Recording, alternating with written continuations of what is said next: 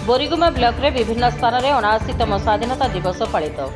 आम देश भारत 79तम स्वाधीनता दिवस पालन करुवा बेले कोरापुट जिलार बोरीगुमा ब्लॉक रे विभिन्न स्थान में स्वाधीनता दिवस पालित हो जाइछि। शिक्षा अनुष्ठान आरंभ कर समस्त सरकारी कार्यालय समस्त बेसरकारी संस्थार पालन होता बेले बोरीगुमा स्थित मिनी स्टेडियम ठारे ब्लॉक स्तरीय स्वाधीनता दिवस पालित हो जाइछि। एठारे ब्लॉक गोष्ठी उन्नयन अधिकारी श्री सुकांत कुमार पट्टनायक परिचालन में समस्त सरकारी कर्मचारी समस्त शिक्षा अनुष्ठान छात्र छात्री उपस्थिति एठारे स्वाधीनता दिवस पालित हो जाइछि। पैरेड अभिवादन ग्रहण कर सारिबा परे ब्लॉक अध्यक्ष गोष्ठी उन्नयन अधिकारी मिलित भाव पताका उत्तोलन करथिले। पर सांस्कृतिक कार्यक्रम अनुष्ठित होइतिला।